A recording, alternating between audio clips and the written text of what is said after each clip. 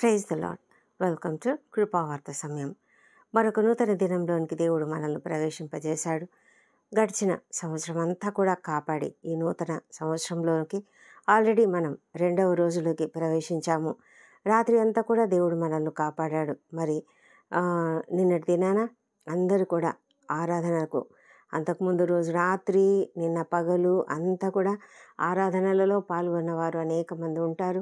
అదేవిధంగా బంధువులను, మిత్రులను అందరినీ కలుసుకొని అందరూ కూడా ఒకరికొకరు శుభాకాంక్షలు అందజేసుకొని ఉంటారు. ఎంతో సంతోషకరమైనటువంటి ఈ సమయాన్ని బట్టి దేవునికి వందనాలు చెల్లించుకోవాలి. ఎందుకంటే దేవుడు మనల్ని ఎంతగా కాపాడి ఈ నూతన సంవత్సరంలోనికి ప్రవేశింపజేశాడు. దేవుని యొక్క కృప లేనిదే మనము ఈ స్థితిలో ఉండం కదా. దేవుడు ఎంతో అద్భుతకరుడు, ఆశ్చర్యకరుడు. ఈ దినము అనేక మంది మరి నిన్నటి దినాన చర్చికి అటెండ్ అయినప్పుడు అనేకమైనటువంటి రీతులుగా వాగ్దానాలు తీసుకున్న వాళ్ళు ఉంటారు కదా. మనము వాగ్దానాల పైన ఎంతగానో నమ్మకంతో వాగ్దానాలు తీసుకుంటాం. వాగ్దానాలు తీసుకోవడం అంటే మనకు చాలా శ్రద్ధ, చాలా ఆసక్తి. కాబట్టి మనము ఎంతో ఆసక్తితో ముందుకెళ్తాము. చాలా కేర్ఫుల్గా, ప్రేయర్ఫుల్గా మనం తీసుకుంటాము. అయితే చాలాసార్లు మనం ఏం చేస్తామంటే వాగ్దానాన్ని ఇలా చదివేసి ఇలా పక్కన పెట్టేస్తాము. అంటే మళ్ళీ తర్వాత దాని గురించి జ్ఞాపకం పెట్టుకోము. చాలాసార్లు మనం ఏం చేస్తామంటే ఏదైనా మంచి వాగ్దానం అయితే హ్యాపీగా ఫీల్ అవుతాం. ఒకవేళ ఇంకేదైనా శ్రమలకు సంబంధించో లేకపోతే ఏదైనా బ్యాడ్గా జరుగుతుందనో ఏదన్నా అలాంటి వాగ్దానం ఏదైనా ఉందనుకోండి, అప్పుడు మనమంతా మన మనసు అలజడికి గురవుతుంది. అప్పుడు చాలామంది సేవకుల దగ్గరికి వెళ్ళి, పాస్టర్ గారు నాకు ఇలాంటి వాగ్దానం వచ్చింది, ఇదేంటో ఇలాగొచ్చింది, అయ్యగారు నా కోసం ప్రార్థన చేయండి అని అడిగేవాళ్ళు చాలామంది ఉంటారు. అయితే దేవుడు ప్రతి వాగ్దానము మనకి ఎందుకు ఇస్తున్నాడు, వాగ్దానాలు అసలు ఎందుకు ఇవ్వబడుతున్నాయి అన్న విషయాన్ని మనం ఆలోచిస్తే పేతురు గారు ఎంతో చక్కగా వ్రాస్తున్నారు. పేతురు రాసిన 2వ పత్రిక 1వ అధ్యాయము 4వ వచనంలో మనం చూసినట్లయితే, ఆ మహిమ గుణాతిశయములను బట్టి ఆయన మనకు అమూల్యములను అత్యధికములునైన వాగ్దానములను అనుగ్రహించి ఉన్నాడు. దురాశను అనుసరించుట వలన లోకమందున్న భ్రష్టత్వమును ఈ వాగ్దానముల మూలంగా మీరు తప్పించుకొని దేవ స్వభావమునందు పాలివారగునట్లు వాటిని అనుగ్రహించెను అని ఇక్కడ వ్రాయబడింది. దేవుడు ఎందుకని దేవుడు మనకు వాగ్దానాలు ఇస్తున్నాడని పేతురు గారు చెప్తున్నారు. పేతురు గారు చెప్తున్నటువంటి ఏంటంటే, మనకు దైవశక్తి, జీవమునకు, భక్తికి కావాల్సిన వాటిని అన్నింటిని కూడా ఆయన మనకు దయచేస్తున్నాడు. అలాగే మనకు వాగ్దానములు కూడా ఇస్తున్నాడు. అవన్నీ కూడా మహిమ గుణాతిశయములను బట్టి ఆయన మనకిస్తున్నాడు. ఈ వాగ్దానములు చాలా అమూల్యమైనవి, అత్యధికములునైనవి కనుక మనం వాటిని పక్కన పెట్టడానికి వీలే లేదు. ఎందుకంటే దేవుడు ఎంతగానో ప్రేమించి మనకిస్తున్నటువంటి వాగ్దానాలు. అయితే ఈ వాగ్దానాలు అసలు ఏంటి వాగ్దానం అంటే అని దేవుడు మనకు అనేకమైన వాగ్దానాలు చేస్తున్నాడు కదా. ఆ వాగ్దానాలు ఏంటి అని చూసినట్లయితే హెబ్రీలకు రాసిన పత్రిక 6వ అధ్యాయము 13వ వచనంలో మనము గమనించినట్లయితే, దేవుడు అబ్రహామునకు వాగ్దానం చేసినప్పుడు తనకంటే ఏ గొప్పవాని తోడు అని ప్రమాణము చేయలేకపోయాను గనుక తన తోడు అని ప్రమాణము చేసి, నిశ్చయముగా నేను నిన్ను ఆశీర్వదింతును, నిశ్చయముగా నిన్ను విస్తరింపజేతును అని చెప్పాను. ఈ మాటల్ని బట్టి అర్థమయ్యేదేమంటే, దేవుడిస్తున్నటువంటి ఈ వాగ్దానము ఆయన ఎట్లా ఇస్తున్నాడు అంటే, నా మీద ఒట్టు అని దేవుడు పెట్టుకుంటున్నాడు అనమాట. నా తోడు అని చెప్తున్నాడు. ఈ లోకంలో ఇంకెవరైనా దేవుని కంటే గొప్ప వాళ్ళు ఉన్నారా? ఎవరూ లేరు. కాబట్టి నా తోడు అని ఆయన తన పైననే ప్రమాణం చేసుకుంటూ ఉన్నాడు. నా తోడు అని చెప్తూ తను అంటున్నాడు, నిశ్చయంగా నేను నిన్ను ఆశీర్వదిస్తానని అబ్రహాంకు వాగ్దానం చేశాడు.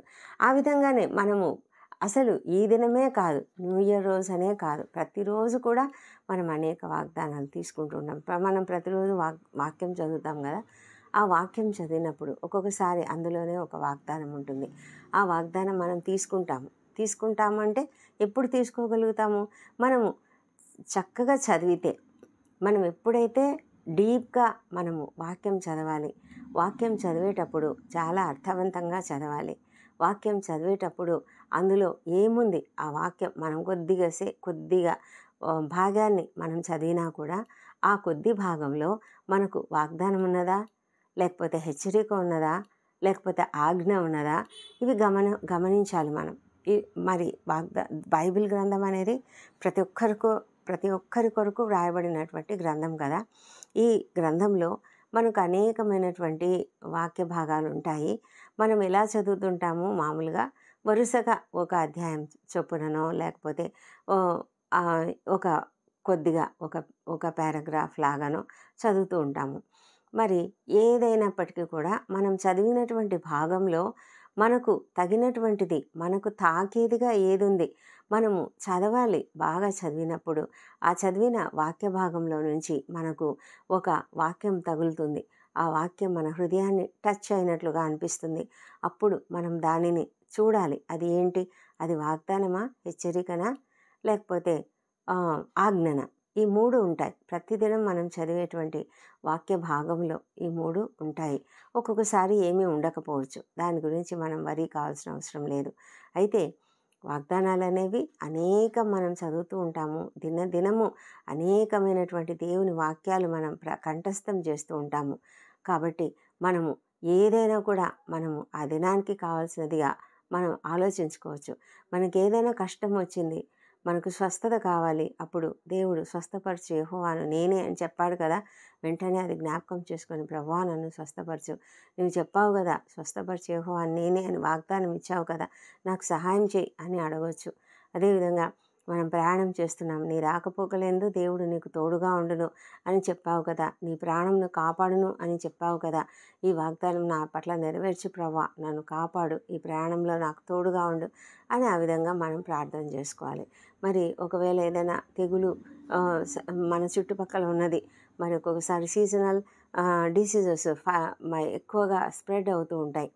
అనేకమైనటువంటి రకరకాల వ్యాధులు ప్రబలుతూ ఉంటాయి. ఆ సమయంలో ప్రభువా నువ్వు ఏ తెగులు నీ గుడారమునకు రాదు, ఏ అపాయం నీ గుడారమునకు రాదని నాకు వాగ్దానం ఇచ్చావు ప్రభువా, ఆ వాగ్దానం పట్ల ఆ వాగ్దానం నా పక్షంగా నెరవేర్చుము అని మనము ప్రార్థన చేసుకోవచ్చు. మరి భయం వచ్చినప్పుడు నాకు భయం కలుగుతుంది, దావీదు చెప్పాడు కదా, నాకు కలిగిన భయములన్నిటినీ తీసివేయును అని చెప్పాడు. అదేవిధంగా రాత్రి వేళ కలుగు భయములకు నీవు భయపడకుందువు అని వాగ్దానం ఇచ్చావు తండ్రి, నాకు ఈ భయం తొలగించు. ఈ విధంగా మనం ప్రతిదినం కూడా మనకి ఏది అందుబాటులో ఉందో, ఏది తోస్తుందో ఆ వాగ్దానమును మనము చదివి చెప్పుకోవచ్చు. అయితే ఇప్పుడు వాగ్దానముల గురించి ఆలోచిస్తే, వాగ్దానములు దేవుని యొక్క మాటలు. దేవుడు మనకు మాట ఇచ్చాడనమాట. ఈ లోకంలో నరులైతే మాట ఇచ్చి నెరవేర్చేవారు కాదు. ఎవరైనా సరే చాలాసార్లు అందరూ నమ్మకమైనటువంటి వారుగా ఉండరు. కొంతమంది మాత్రమే నమ్మకమైన వారుగా ఉంటూ అనేక విధాలుగా అందరికీ సహాయపడుతూ ఉంటారు. అంటే ప్రామిస్ చేసిన తర్వాత మరి ఆ ప్రామిస్ను తప్పకుండా నెరవేరుస్తారు. కొంతమంది ఉంటారు, ఫ్రెండ్స్ ఉంటారు అనుకోండి. ఈ మన డాడీ వాళ్ళ ఫ్రెండ్ ఉన్నాడు, డాడీ అతను ఫ్రెండ్. అయితే వాళ్ళు ముందుగా అంటే బాగున్నప్పుడు వారు ఏదో ప్రామిస్లు చేసుకున్నారు. అంటే ఒకవేళ తండ్రికి మన డాడీకి ఆ ఫ్రెండ్ ప్రామిస్ చేసి ఉంటాడు, నేను ఎప్పుడైనా సరే నీ పిల్లలకు నేను అండగా ఉంటాను, నేను ఎప్పుడైనా సరే ఏ సమయమైనా సరే వాళ్ళకి హెల్ప్గా ఉంటాను అని చెప్పి ఉంటాడు, ప్రామిస్ చేసి ఉంటాడు. అయితే సడన్గా ఈ డాడీ చనిపోతాడు. చనిపోయినప్పుడు లేదా యాక్సిడెంట్ పాలవుతాడు, లేకపోతే ఇంకేదైనా అవుతుంది. అప్పుడు ఆ సమయంలో అతను ప్రామిస్ చేసిన వ్యక్తి వచ్చి నిజంగా చేస్తే అది మాట నిలబెట్టుకోవడం. కానీ కొంతమంది అలా చెప్తారు కానీ చెయ్యరు. ఆ సమయం వచ్చేసరికి ఆ కష్ట సమయంలో ఎవరు కూడా మాట నిలబెట్టుకునే వాళ్ళు ఉండరు. మనుషులు కదా, మనుషులు ఎప్పుడు కూడా వాళ్ళు స్థిరంగా ఉండరు. వాళ్ళ మనసు స్థిరంగా ఉండదు. వాళ్ళు చేసే నిర్ణయాలు, వాళ్ళు చేసే వాగ్దానాలు అవన్నీ కూడా స్థిరంగా ఉండవు. కానీ దేవుడు చేసే ఏ వాగ్దానమైనా అది స్థిరంగా ఉంటుంది. ఆయన నమ్మదగిన దేవుడు. ఆయన ఎప్పుడు కూడా మాట తప్పని దేవుడు. ఆయన ఎంత నమ్మకమైన దేవుడు అంటే, మరి అబ్రహాము ఏమంటున్నాడంటే, అపొస్తలుడైన పౌలు రోమీలకు రాసిన పత్రికలో 4వ అధ్యాయంలో ఆయన చెప్తున్నాడు. 18వ వచనం నుంచి మనం చదివినట్లయితే, నీ సంతానము ఇలాగు ఉండునని చెప్పిన దానిని బట్టి తాను అనేక జనములకు తండ్రి అగునట్లు నిరీక్షణకు ఆధారం లేనప్పుడు అతడు నిరీక్షణ కలిగి నమ్మెను. ఆ తర్వాత 20వ వచనంలో అతను అంటే అంతకుముందు వచనంలో ఏమంటున్నాడంటే, విశ్వాసం నందు బలహీనుడు కాలేదు, రమారమి 100 ఏండ్ల వయస్సు గలవాడై ఉండి అప్పటికి తన శరీరము మృతతుల్యమైనట్టు ఉందట. అంటే అబ్రహాం యొక్క శరీరము దేవుడు వాగ్దానం ఇచ్చిన సమయానికి తనకు మృతతుల్యమైనట్లుంది. అంత బలహీనమైంది, అసలు అందులో జీవం లేదు అన్నట్లుగా ఉంది. అయితే అతని భార్య శారా, ఆమె గర్భం కూడా మృతతుల్యమైనట్లు ఉంది. అంటే ఏమాత్రము జీవం లేదు, అంటే వాళ్ళకు శక్తి లేదు, వాళ్ళు పిల్లలు కనే వయసు కాదు, పిల్లలు కనడానికి వీలు లేదు, అలాంటి పరిస్థితి వాళ్ళది. అలాంటి పరిస్థితిలో కూడా అతను ఏమంటున్నాడంటే, అబ్రహాము అవిశ్వాసం వలన దేవుని వాగ్దానమును గురించి సందేహింపలేదుట. అతడు ఎప్పుడు కూడా దేవుని వాగ్దానంను గురించి సందేహింపలేదు. ఎందుకంటే అతనికి దేవుని పట్ల అంత విశ్వాసం. అందుకే కదా అతడు విశ్వాసులకు తండ్రి. అతడు దేవుని మహిమపరిచాడు, దేవుని వాగ్దానమును గురించి సందేహింపలేదు, దేవుని మహిమపరిచాడు. ఆయన వాగ్దానము చేసిన దానిని నెరవేర్చుటకు సమర్థుడని రూఢిగా విశ్వసించాడు. ఎంత గొప్ప సంగతి! అందుకే ఆ విశ్వాసం వలన అతడు బలం పొందాడంట. ఎప్పుడైతే విశ్వసించాడో అప్పుడు ఆ విశ్వాసం వలన అతడు బలం పొందాడు. అంతవరకు అతని శరీరంలో బలం లేదు, మృతతుల్యమైనట్టున్నాడు. శారా గర్భంలో కూడా మృతతుల్యమైనట్టున్నది. అయినప్పటికీ కూడా వాళ్ళు బలం పొందుకున్నారు. ఎందుకు బలం పొందుకున్నారంటే విశ్వాసం ఉంచడం వలన బలం పొందుకుంటున్నారు. వాళ్ళు విశ్వాసం ఉంచడం వల్లనే వాళ్ళకి ఉన్నటువంటి విశ్వాసం ఏంటి? దేవుడు మాకు ఇచ్చినటువంటి వాగ్దానము ఎప్పుడు కూడా తప్పడు, వాగ్దానం ఖచ్చితంగా నెరవేర్చబడుతుంది అన్న విశ్వాసం వాళ్ళలో దృఢంగా ఉంది. రూఢిగా విశ్వసించారు. అందుకే వారు ఎంతో ధైర్యంగా నమ్మారు కాబట్టి బలం పొందుకున్నారు కాబట్టే ఆ వయసులో అస్సలు వీలు కాదు, అది సైంటిఫిక్గా అసలు వీలే కాదు, మెడికల్గా కానీ ఏ విధంగా కూడా వీలు కాని పరిస్థితులలో వారు గర్భం దాల్చి శారా మరి ఇస్సాకును కనడం జరిగింది. ఆ గొప్ప వాగ్దాన పుత్రుడిని దేవుడు ఇవ్వడానికి ఆయన వారి యొక్క వయసును చూడలేదు. ఆయన వారి యొక్క వయసును బట్టి వారికి కావాల్సినటువంటి బలాన్ని ఆయన ఇచ్చాడు. ఆ బలము అక్కడ ఉంది. అయితే ఆ బలాన్ని వీళ్ళు ఎలా పొందుకున్నారు? విశ్వాసం ఉంచడం వల్లనే పొందుకున్నారు. మనలో ఉన్నటువంటి ఆ విశ్వాసం అలాగే ఉండాలి. మనము వాగ్దానం పొందుకుంటాము. వాగ్దానం పొందుకున్న తర్వాత తప్పకుండా దేవుడు సంతానం ఇస్తాననో లేకపోతే ఉద్యోగం ఇస్తాననో చెప్తే మనం ఏం చేస్తామంటే మనము పరిస్థితులను చూస్తాము. మన పరిస్థితులు, డాక్టర్లు చెప్పే రిపోర్ట్లను చూస్తాము. తర్వాత మన పరిస్థితులు, ఉద్యోగం వచ్చే పరిస్థితే లేదు, అస్సలు వీలు కాదు. ఎందుకంటే చాలామంది ఉన్నారు, నాకు అసలు క్వాలిఫికేషన్ లేదు, నాకు అసలు ఏమీ అర్హత లేదు కాబట్టి నాకు రాదు అనే ఒక ఫీలింగ్లో ఉంటాం. అంటే అది అవిశ్వాసం అంటారు దాన్ని. అలాంటి అవిశ్వాసం అనేది లేకుండా దేవుడు చెప్పాడు కాబట్టి చేస్తాడు అన్న విశ్వాసంతో మనము ఊరకుండాలంట. ఊరకుండి చూడండి, ఊరక నిలిచి చూడండి అని మోషే ఇశ్రాయేలుతో చెప్పాడు కదా ఎర్ర సముద్రం ముందు నిలబడినప్పుడు. మనం కూడా ఆ ఎర్ర సముద్రం వంటి పెద్ద సమస్యలు మన జీవితంలో ఉన్నా మనం ఏం చేయాలంటే మనం ఊరక నిల్చోవాలి. మనం ఊరక నిల్చుండి దేవుని స్తుతిస్తూ ఉండాలి, దేవుని మహిమపరుస్తూ ఉండాలి, దేవుని పట్ల విశ్వాసం ఉంచాలి, దేవుని వైపు చూడాలి, మనం పరిస్థితుల వైపు చూడొద్దు. ఎప్పుడు కూడా పేతురు ఏ విధంగా అయితే ఆ తుఫానులో నేను వస్తాను, నేను కూడా నీళ్ళ మీద నడుస్తాను అన్నాడు. కానీ నడిచాడా? నడవడానికి 2 అడుగులు వేశాడు. ఆ తర్వాత అంతవరకు ప్రభువైన యేసు వైపు చూసిన పేతురు ఎప్పుడైతే గాలిని చూశాడో అతని మనసు భయానికి గురైంది. కనుక మనం కూడా అలాంటి పరిస్థితులను చూసినప్పుడు భయానికి గురవుతాం. మరి ఇశ్రాయేలీలు కూడా ఆ ఎర్ర సముద్రాన్ని చూసి చాలా భయపడ్డారు.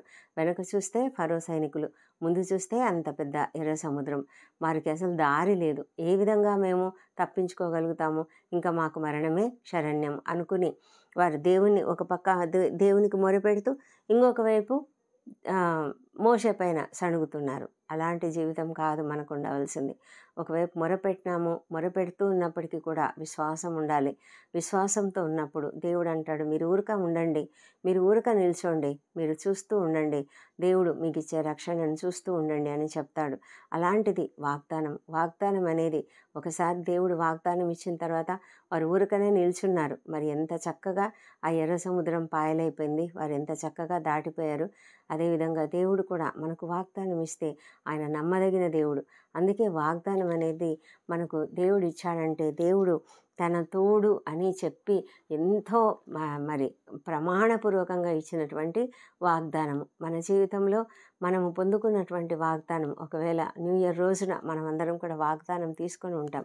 ఆ వాగ్దానం తీసుకొని ఆ వాగ్దానానికి ముందు చదివినట్లయితే, ఆ ముందు భాగం బైబిల్ వాక్యంలో చదివినట్లయితే, బైబిల్ గ్రంథంలో దానికి ముందు మనకు ఒక ఆజ్ఞ కానీ, ఒక కట్టడ కానీ, ఒక నిబంధన కానీ, మీరు ఇలా చేయాలి అనేది ఏదైనా ఉన్నట్లయితే మనం దాన్ని తప్పకుండా పాటించాలి. ఆ విధమైన విశ్వాసంతో మనము వాగ్దానంను తీసుకున్నప్పుడు ఆ వాగ్దానములు మనకేం చేస్తాయంట, ఆ వాగ్దానములు ఏం చేస్తాయని పేతురు చెప్తున్నారంటే, దురాశను అనుసరించడం వలన లోకమందున్న భ్రష్టత్వంను ఈ వాగ్దానం మూలంగా మనము తప్పించుకుంటాము. అంటే ఈ లోకంలో చాలా భ్రష్టత్వం ఉంది కదా, మనం ఇప్పుడు ఎంతగానో చూస్తున్నాము. భయంకరమైన లోకాన్ని మనం చూస్తున్నాము. అసలు అంటే ఈ లోకంలో అసలు ఇలాంటి లోకంలో జీవించాలనా అన్న ఆ ఆలోచన కూడా వచ్చేంత భయంకరమైన పరిస్థితులను మనం చూస్తున్నాము. అయితే ఆ లోకంలో ఉండే ఆ భ్రష్టత్వం ఎందుకు వస్తుందంటే, దురాశను అనుసరించడం వలన ఆ భ్రష్టత్వం వస్తున్నది. అంటే అందరూ కూడా ప్రజలు చాలామంది దురాశను అనుసరిస్తూ ఉన్నారు. ఆ దురాశ వలన ఏం చేస్తున్నారు, భయంకరమైన పనులు చేస్తున్నారు, పాపకార్యాలు చేస్తున్నారు, అరాచకాలు చేస్తున్నారు, అన్యాయాలు చేస్తున్నారు. దానివల్ల ఈ లోకంలో భ్రష్టత్వం అనేది వచ్చింది. అయితే ఈ భ్రష్టత్వం నుండి మనము ఈ భ్రష్టత్వంలో ఎలా జీవించాలి అని చాలామంది దేవుని బిడ్డలైతే భయపడుతూ ఉంటారు, బాధపడుతూ ఉంటారు. అయితే దేవుడు ఏం చెప్తున్నాడంటే, పేతురు ద్వారా దేవుడు చెప్తున్నటువంటి మాట ఏమంటే, ఈ వాగ్దానంలో మూలంగా మనము ఆ భ్రష్టత్వం నుండి తప్పించుకుంటామంట. దేవుడు మనకు అనేకమైన వాగ్దానాలు ఇస్తున్నాడు. ఆ వాగ్దానంను బట్టి మనము ఈ లోకంలో ఉన్నటువంటి భ్రష్టత్వం నుంచి మనము తప్పించుకుంటాము. మనం కూడా భ్రష్టులమైపోకూడదు. పౌలు గారు ఎంతో భయపడుతూ తన యొక్క రక్షణను కొనసాగించుకుంటున్నాడు. నేను కూడా భ్రష్టుడనైపోతానేమో అని అతడు భయపడేవాడు. అందుకే అతడు తన శరీరాన్ని నలగొట్టుకుంటూ తను ఒక సరైనటువంటి జీవితాన్ని క్రమశిక్షణతో ఆత్మీయ జీవితాన్ని పాటించాడు. ఆత్మీయంగా మనకు చక్కటి క్రమశిక్షణ ఉంటేనే మనం ఈ లోకంలో ఆత్మీయంగా జీవించగలుగుతాము, దేవునికి ఇష్టంగా జీవించగలుగుతాము, దేవుని ప్రకారం దేవుని చిత్తానుసారంగా మనం జీవించగలుగుతాం. లేకపోతే మనం అలా జీవించలేము. కాబట్టి ఈ వాగ్దానములు మనకు దొరికినప్పుడు మనము ఆ భ్రష్టత్వం నుండి మనము తప్పించుకోగలుగుతాము. అందుకే దేవుడు వాగ్దానాలు ఇచ్చాడంట. ఆ వాగ్దానాలు అంతేకాదు, ఆ తప్పించుకొని మనము దేవ స్వభావం నందు పాలువారవుతాము. అంటే దేవుని యొక్క స్వభావాన్ని మనం పొందుకుంటాము, దేవుని మాదిరి మనం ఉండగలుగుతాము. ప్రభు ఎప్పుడు కూడా చెప్తున్నాడు కదా, యేసుక్రీస్తు తనను పోలి నడుచుకోమని శిష్యులకు చెప్పాడు. మరి శిష్యులంతా కూడా మమ్మల్ని పోలి మీరు నడుచుకోండి. మరి పౌలు కూడా చెప్తున్నారు కదా మనల్కి, నన్ను పోలి నడుచుకోండి అని చెప్తున్నారు. క్రీస్తును పోలి నడుచుకోండి, నేను క్రీస్తును పోలి నడుచుకున్నాను, మీరు కూడా ఆ విధంగా నడవండి అని. మనం అలాగే ఎప్పుడు నడవగలుగుతామంటే, వాగ్దానములను మనం సరి అయిన రీతిలో విశ్వాసముతో మరి తీసుకొని వాటిని సరిగ్గా మనము అన్వయించుకుంటే అప్పుడు మనకు దేవుడు మనల్ని భ్రష్టత్వం నుండి, ఈ లోకంలో ఉన్నటువంటి భ్రష్టత్వం నుండి తప్పిస్తాడు. ఆ తర్వాత మనల్ని దేవ స్వభావం నందు పాలివారగునట్లుగా చేస్తాడు. ఆ విధంగా చేయబడాలంటే మనము వాగ్దానముల పట్ల విశ్వాసం కలిగి ఉండాలి. వాగ్దానం అంటే దేవుడిచ్చినది కాబట్టి మనము ఎంతో భయభక్తులతో వాగ్దానం తీసుకోవాలి, మరి విశ్వాసంతో తీసుకోవాలి. ఆ వాగ్దానమును చదివి ధ్యానించాలి. ఆ తర్వాత ఆ వాగ్దానం ఎత్తి పట్టుకొని అనుదినం కూడా ప్రార్థనలలో మనం జ్ఞాపకం చేసుకుంటూ, దేవునికి సమర్పించుకుంటూ, దేవుని సన్నిధిలో ఆయన యొక్క గైడెన్స్ని పొందుకుంటూ జీవితంలో ముందుకు సాగాలి. మరి విశ్వాసంతో ఆయన వాగ్దానం నెరవేర్చడానికి సమర్థుడు అన్న విషయాన్ని నమ్మాలి. ఆ విధంగా నమ్మితే మనం బలం పొందుకుంటాము. అప్పుడు అసాధ్యమైనది ఏదైనా కూడా జరుగుతుంది. దేవుడిచ్చిన వాగ్దానం ఎప్పటికీ కూడా నిరర్థకం కాదు. దేవుడు ఏ మాట ఇచ్చినా కూడా అది నిరర్థకం కాదు. అంతేకాక మనము ఈ లోకంలో భ్రష్టత్వం నుంచి తప్పించుకోగలుగుతాము. దేవ స్వభావాన్ని మనం కలిగి ఉండగలుగుతాము. దేవుడు ఎంత గొప్ప దీవెనలు మనకు అనుగ్రహిస్తున్నాడు. దేవుడు ఎంత గొప్పగా మనల్ని నడిపించాలని ఆశిస్తున్నాడు. ఈ వాక్యంను బట్టి, ఈ వాగ్దానాన్ని బట్టి మనం దేవునికి ఎంతగానో కృతజ్ఞతలు చెల్లించుకుందాం. ఇలాంటి గొప్ప దీవెన మనకు కూడా కలగాలి. విశ్వాసంతో మనము ఆ వాగ్దానములను పొందుకొని విశ్వాసంతో మనం ఎదురు చూసేవారిగా, విశ్వాసంతో మనకు వాగ్దానం ఇవ్వబడింది అంటే వెంటనే అది నెరవేరుతుందని కాదు, కానీ దాని కొరకు మనం ఓపికతో సహనంతో ఎదురు చూడాలి కదా. ఆ విధంగా ఎదురు చూడడానికి దేవుడు మనకు సహాయం చేయనుగాక. ఎలాంటి శ్రమలైనా వాగ్దానం వచ్చిన తర్వాత కూడా అనేకమైన శ్రమలు ఉంటాయి. యోసేపు జీవితాన్ని ఒకసారి జ్ఞాపకం చేసుకున్నా, దావీదు జీవితాన్ని ఒకసారి జ్ఞాపకం చేసుకున్నా, వారి జీవితాలలో ఎలాంటి పరిస్థితులు వాళ్ళు ఎదుర్కొన్నారు. అబ్రహాము మరి ఇవ్వబడినటువంటి వాగ్దానం పొందుకోవడానికి వారికి ఎంత టైం పట్టింది. అంతవరకు వారు ఓపికతో సహనంతో ఎదురు చూశారు. అలాంటి ఓపిక సహనం దేవుడు మనకి ఇవ్వాలని దేవుణ్ణి అడుగుదాం. విశ్వాసంలో స్థిరత్వం కావాలని దేవుణ్ణి అడుగుదాం. ఆ విధంగా విశ్వాసంతో వాగ్దానం పొందుకుందాం. సంతోషంగా ఈ లోకంలో భ్రష్టత్వంను తప్పించుకొని దేవుని పోలినవారుగా జీవించడానికి దేవుడు మనకు కృప అనుగ్రహించునుగాక. దేవుడి కృపావార్తను దీవించునుగాక. ప్రార్థించుకుందామా. పరిశుద్ధుడైన దేవా, సర్వశక్తిమంతుడా, నీకే వందనములు, నీకే స్తోత్రములు తండ్రి. మా తండ్రి దేవా, వాగ్దానములు అనేకం మేము తీసుకుంటూ ఉంటాము. మా తండ్రి, ఈ వాగ్దానములన్నీ కూడా మీరు మీ తోడు అని ఒట్టు పెట్టుకొని ఇచ్చినటువంటి వాగ్దానాలు తండ్రి. ఎంత అమూల్యమైనవి, ఎంత అత్యధికములైనవి. అలాంటి వాగ్దానములను ప్రభా మేమెంతో నమ్మకంతో విశ్వాసంతో తీసుకొని ప్రభా ఆ వాగ్దానములను పట్టుకొని నీ సన్నిధిలో మేము ప్రార్థించేవారంగా, విశ్వాసంతో ఎదురు చూసేవారుగా తండ్రి, వాగ్దానం తప్పకుండా నెరవేరుస్తావనే నమ్మకంతోనైనా ఎదురు చూసేవారుగా మాకు కృప చూపించమని ప్రార్థిస్తున్నాం తండ్రి. ప్రభా విశ్వాసం దయచేయండి తండ్రి. మాలో అపనమ్మకం ఉండకుండా మమ్మల్ని కాపాడు తండ్రి. తండ్రి, స్థిరమైన విశ్వాసంతో మేము జీవించడానికి సహాయం చేయండి దేవా. నా తండ్రి, విశ్వాసం లేకుంటే నీకు ఇష్టడుగా ఉండడం అసాధ్యం. మా తండ్రి దేవా, మాకు అలాంటి విశ్వాసం అనుగ్రహించమని ప్రార్థిస్తున్నాము. ఈ దినం తండ్రి మేము తిరిగి మా పనులలో మేము వెళ్తున్నాము. అనేక విధాలుగా అనేక రకాలుగా మేము ఈ లోకంలోకి వెళ్తుంటుండగా మమ్మల్ని ఈ లోకంలోని భ్రష్టత్వానికి మేము ఎక్స్పోజ్ అవుతుంటాం. అయితే వాటన్నిటి నుంచి మనం తప్పించండి. మమ్మల్ని కూడా నీ స్వభావంలోనికి తీసుకురమ్మని ప్రార్థిస్తున్నాం తండ్రి. మా ప్రయాణాలలో క్షేమమును భద్రతను అనుగ్రహించండి. మా దేవా, మా తండ్రి, మీరు ప్రతి విషయంలోనైనా కాపాడమని వేడుకొంచున్నాం. విద్యార్థులను దీవించి నాయన వారికి మంచి తెలివిని జ్ఞానం అనుగ్రహించండి ప్రభా. ఎగ్జామ్స్ రాస్తున్నటువంటి ప్రతి ఒక్కరిని కూడా క్షేమంగా వారిని నడిపించమని ప్రార్థిస్తున్నాం దేవా. ప్రభా, ఈ దినమంతా కూడా మమ్మల్ని మేము నీ చేతులకు అప్పగించుకుంటూ, నీ కాపుదలకు అప్పగించుకుంటూ ఈ ప్రార్థనలు మా ప్రభువును మా ప్రియరక్షకుడు నాయన యేసుక్రీస్తు అత్యంత శక్తిగల ఉన్నతమైన నామంలో అడిగి పొంది ఉన్నామని నమ్ముతూ నీకు స్తోత్రం చెల్లిస్తున్నాం తండ్రి. Amen, amen.